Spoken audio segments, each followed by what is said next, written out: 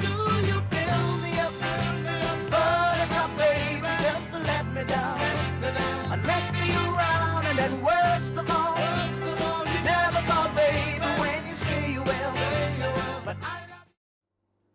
안녕하십니까, 오토다이어리 오종훈입니다. 벤츠가 새로 선보인 SLK 200 블루 이피션시 모델을 준비했습니다.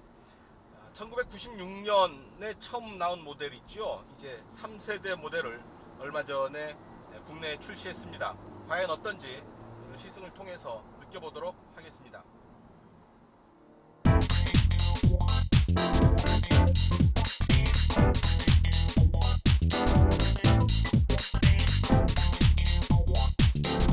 컴팩트 로드스터라고 하지요. 작은 사이즈의 2인승 로드스터 형식을 취하고 있습니다. 시트가 두 개밖에 없습니다. 뒷좌석 시트는 없고요. 그리고 아주 롱로즈, 보닛이 길게 나와 있죠. 그리고 숏데크, 뒤가 짧은 그런 그 디자인 형태를 이루고 있습니다.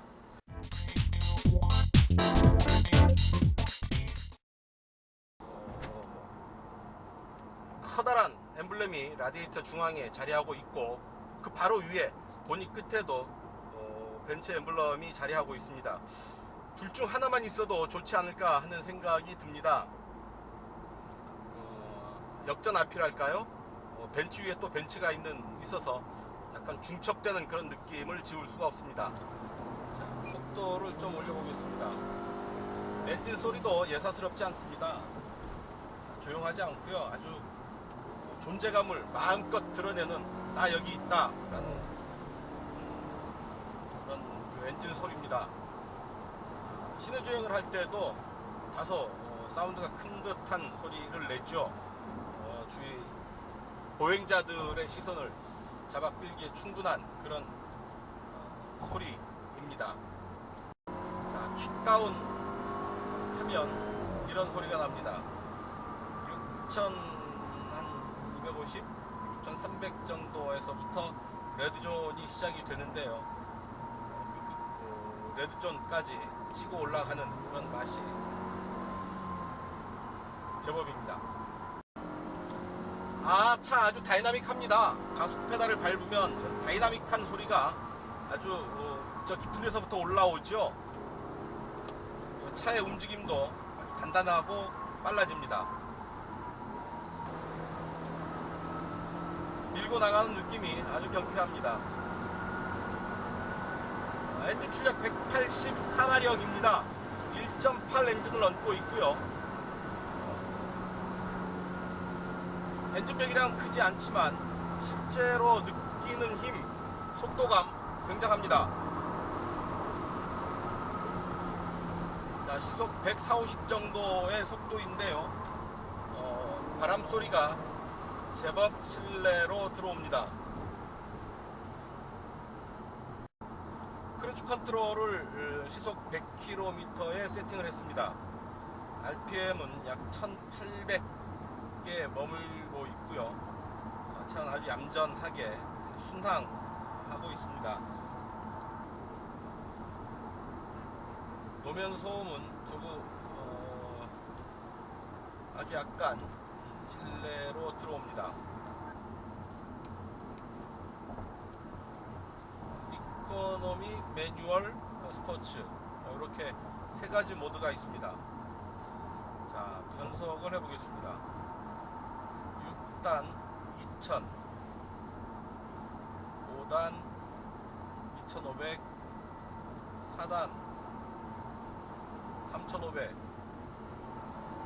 3단 5000, 4900, 2단으로는 되지 않습니다.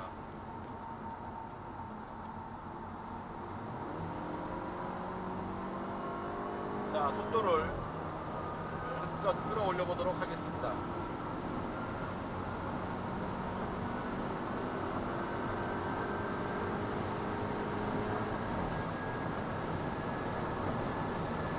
아주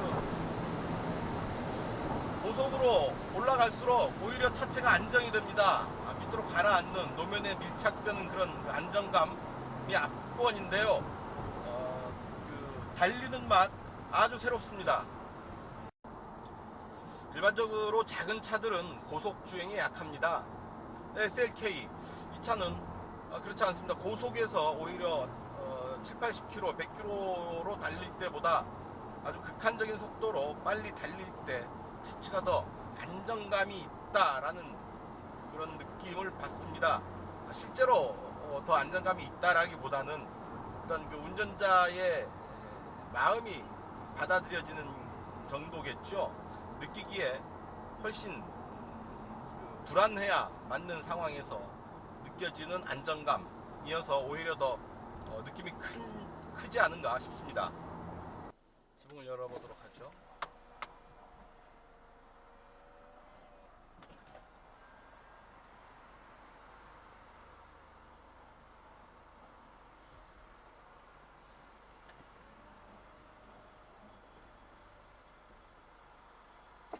자, 완전히 지붕이 열렸습니다.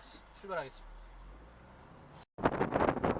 시트 뒤로는 소음구가 따로 마련되어 있습니다. 그래서 더운 바람이나 차가운 바람을 따라서 할 수가 있는 거죠. 그래서 좀 더 쾌적한 오프드라이빙을 즐길 수가 있는 겁니다. 자, 벤츠 SLK에는 에어 가이드와 에어 스카프 기능이 있습니다. 실내 공기가 실내로 유입되는 것을 최대한 막아주는 에어 가이드가 있고요. 그리고 시트 뒤편으로 목 있는 부분으로 송풍, 냉풍 혹은 온풍을 넣어주는 송풍 기능이 있는 시트죠. 그런 에어 스카프 기능이 있어서 좀 더 쾌적하게 오픈 드라이빙을 즐길 수가 있습니다. 근데 이 차에는 크루즈 컨트롤 기능과 제한 속도 기능이 같이 있습니다. 최고 속도를 제한할 수 있는 기능이 있죠. 그래서 제한 속도를 80에 맞췄다 그러면 80이 되면 더 이상 가속이 되지 않습니다. 물론 이 상태에서 가속 페달을 끝까지 밟으면 다시 제한이 해지가 돼서 더 속도를 낼 수가 있습니다. 크루즈 컨트롤 기능은 물론 다 아시다시피 정해진 속도로 차가 순항할 수 있게 해주는 거죠. 그래서 운전자가 따로 가속 페달을 조작하지 않아도 일정한 속도로 차가 순항할 수가 있는 겁니다. 장거리 운전을 할 때, 이런 고속도로 운전을 할 때 아주 편리한 기능이 되겠습니다. 차는 아주 편안합니다. 핸들은 2회전합니다. 딱 2회전하는 차인데요. 이런 스티어링 휠은 흔치가 않은 그런 구성이죠. 아주 타이트한 핸들링 성능을 보여주는 차라고 할 수 있습니다. 핸들을 조금만 돌려도 차는 크게 반응합니다.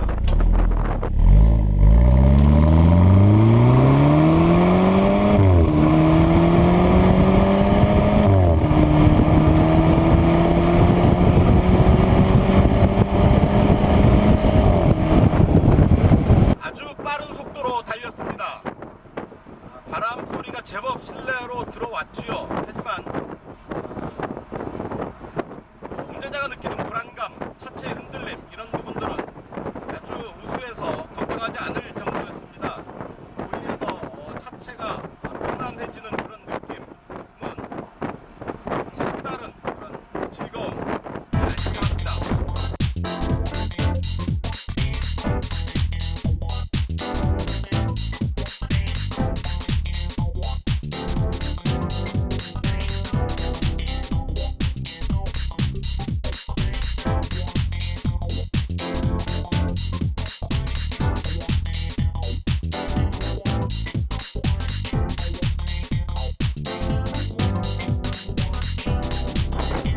순간에 일어나는 아주 붉은 엔진음 소리가 아주 매력적입니다.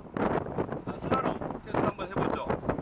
핸들이 아주 단단합니다. 그래서 유격은 거의 전혀 없고요. 조그만 핸들을 돌려도 차체가 많이 움직이는 것을 알 수 있습니다. 그래서 스포츠 주행하기에 아주 좋은 그런 세팅을 한 차로 보입니다. 날카로운 핸들링은 빠른 가속감과 더불어 스포츠카를 즐기는 가장 매력 중에 하나죠. 스포츠카의 포인트 중에 하나라고 할 수 있습니다. 그런 면에서 이 차의 핸들링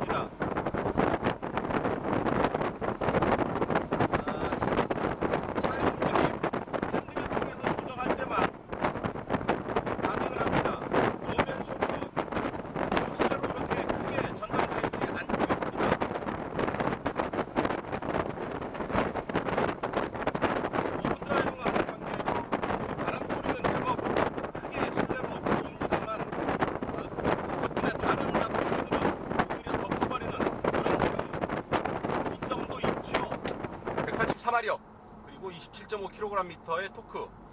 그렇게 큰 힘은 아니죠. 하지만 실제로 운전석에서 느끼는 힘은 그 배 이상은 되어 보입니다. 왜 그럴까요?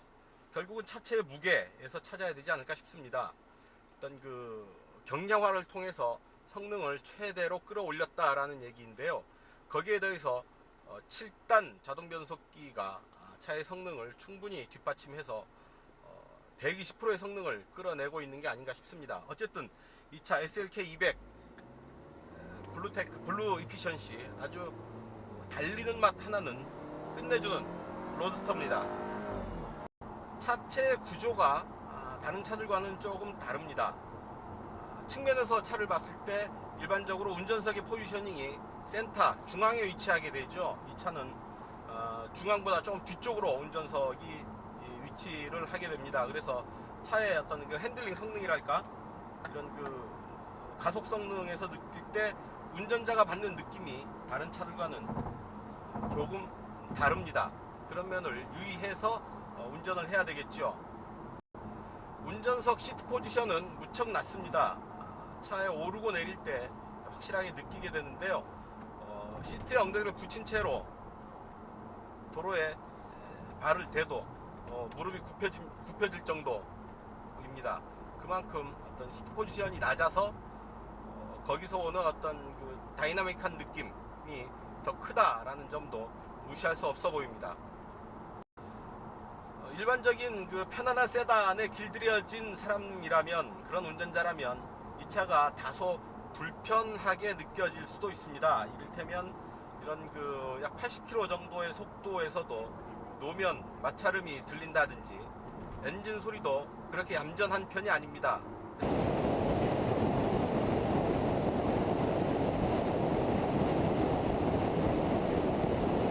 역시 이런 차는 로드스터, 2인승 쿠페, 스포츠카, 이런 차들은 어떤 그 마니아들이 타야지 그 맛을 제대로 느낄 수 있지 않을까 하는 생각이 들죠.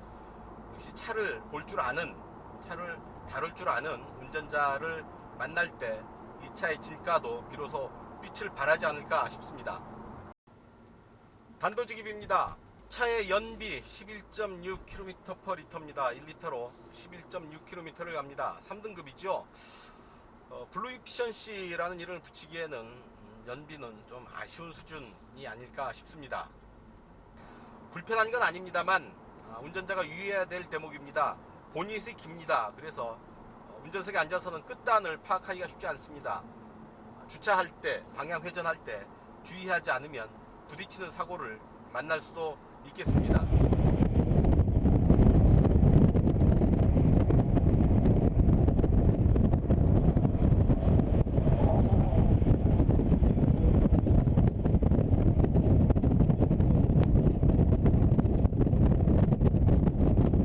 Why do you build me up, buttercup baby, just to let me down? I messed you around and then worst of all,